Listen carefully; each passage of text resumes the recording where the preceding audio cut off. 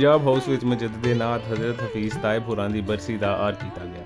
इस रूहानी इकट्ठ अंदर सूझवाना नातखाना दे नाल हफीज़ तायब होरां दे चाईवाना भी भरवीं रलत कीती। इस मौके उत्ते गलबात करन वालियां दा आखना सी कि हफीज़ तायब होरां अपने सच्चे इश्क दा इजहार नात राहीं कीता।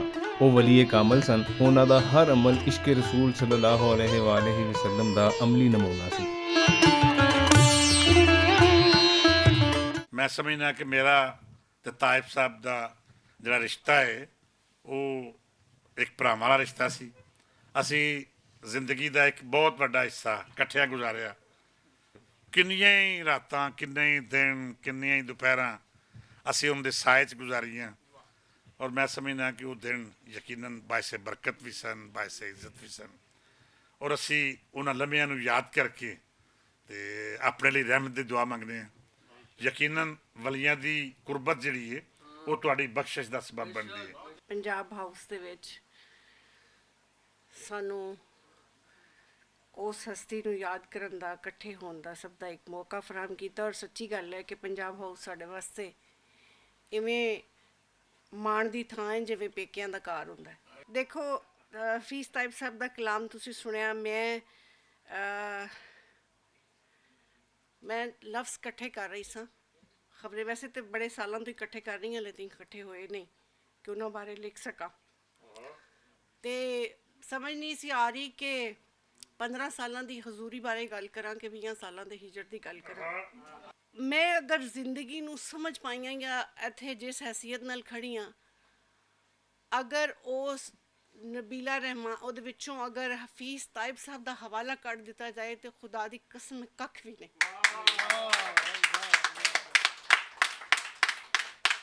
करीब 8 साल तो मैं और भट्ट साहब इकट्ठे हाँ और ईमानदारी वाली गल है कि ये 8 साल शायद ही कोई दिन होवे जिस दिन भट्ट साहब ने हफीज़ तायब साहब नूं याद ना कीता।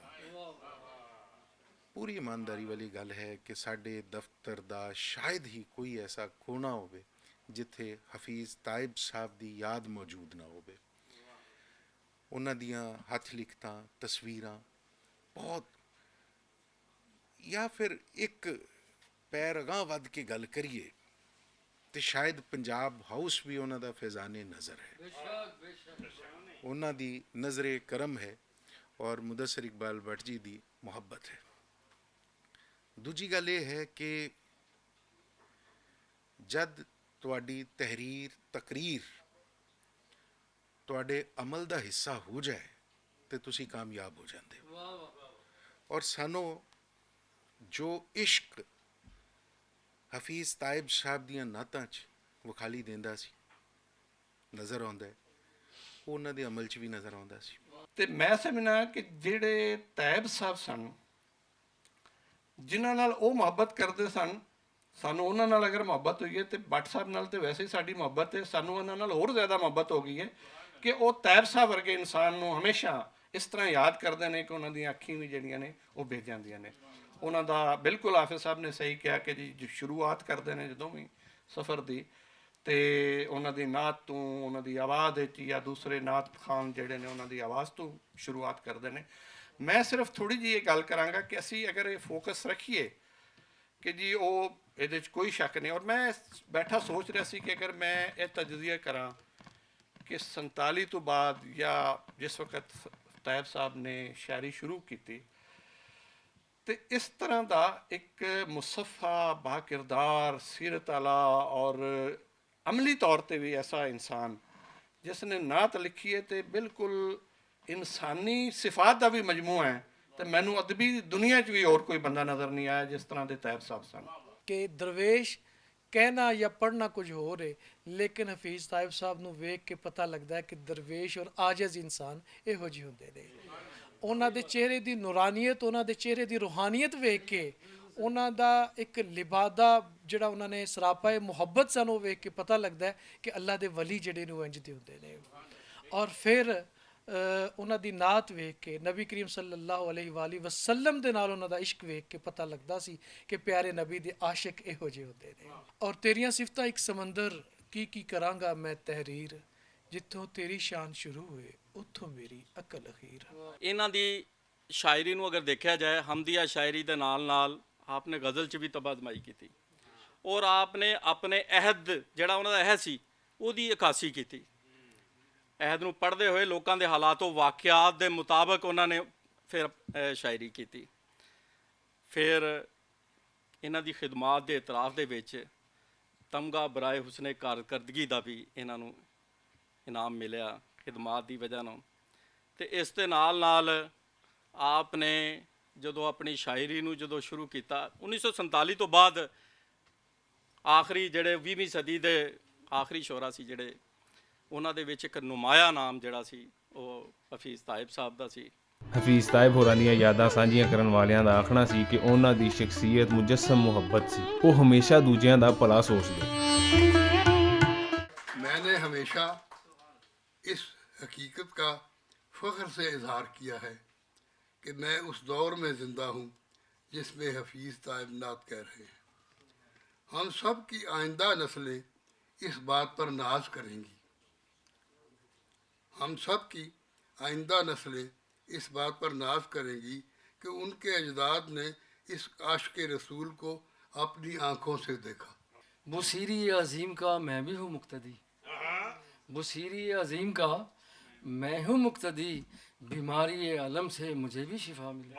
अखी शहर मदीना डिठा पर इंजे जूं सुफना डिठा, उसर पुसर न आई मैनू जिस पर गुंबद खजरा डिठा, उसर पुसर न आई मैनू जिस पर गुंबद खजरा डिठा, हजरत आशा दे थम अगे जो सिर डिठा चुकिया डिठा।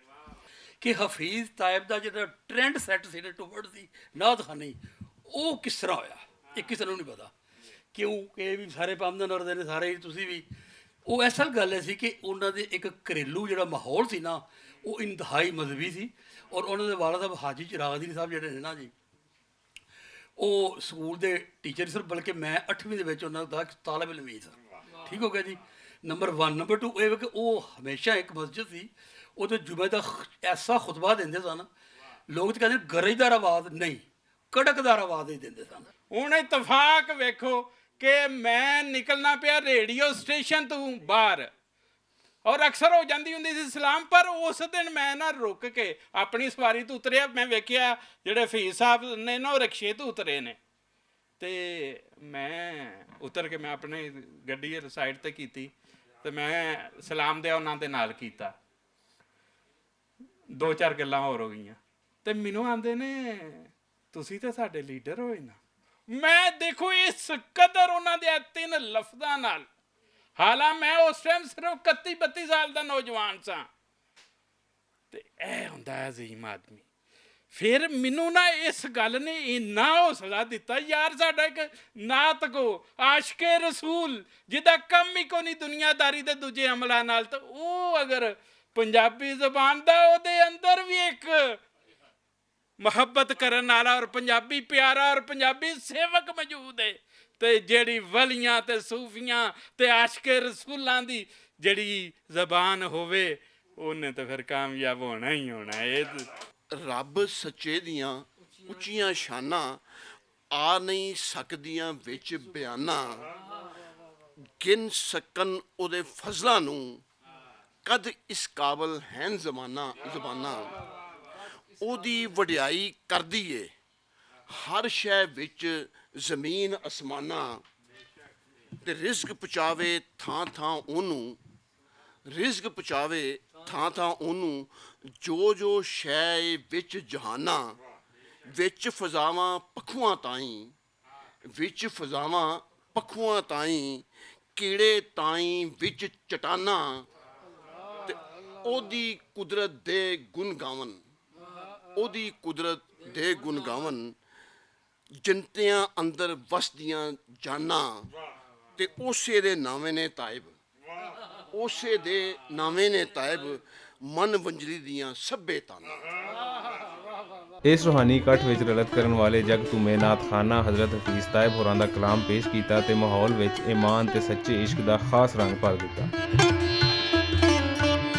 ਤੂੰ ਕਿਉਂ ਇਸ ਧਰਤੀ ਦੇ ਉੱਤੇ ਕੱਖੋਂ ਹੌਲਾ ਹੁੰਦਾ,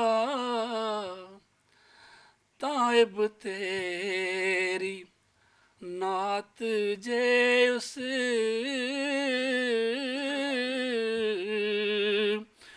ਤਾਇਬ ਤੇਰੀ ਨਾਤ ਜੇ ਉਸ ਨਜ਼ਰ ਵਿੱਚ ਤੁਲੀ ਹੁੰਦੀ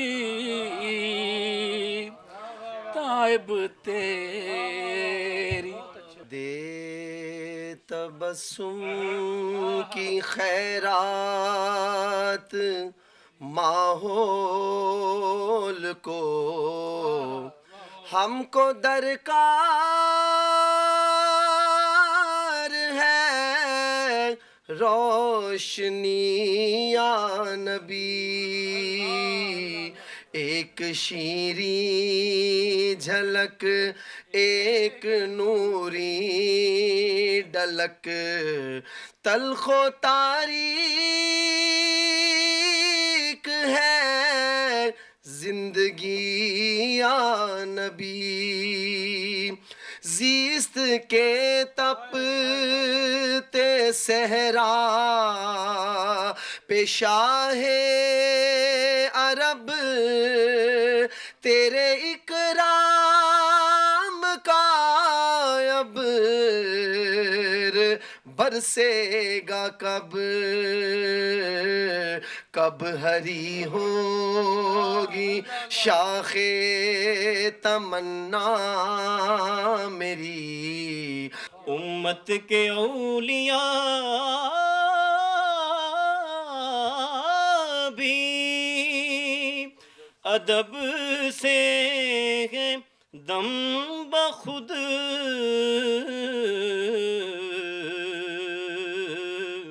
یہ بارگاہ سرور دین ہے سنبھل کے یہ بارگاہ سرور چل پئی دی رحمت دی ٹھنڈی ہوا میرا دامن جدوں تر بتر ویکھیا میرا دامن جدوں تر بتر ویکھیا میرا دامن جدوں تر بتر ویکھیا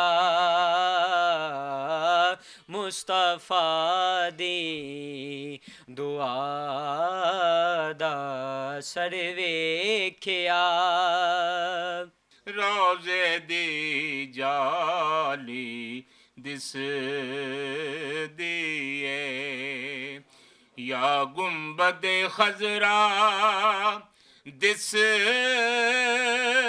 دائے اسے جدر نظراں چکنے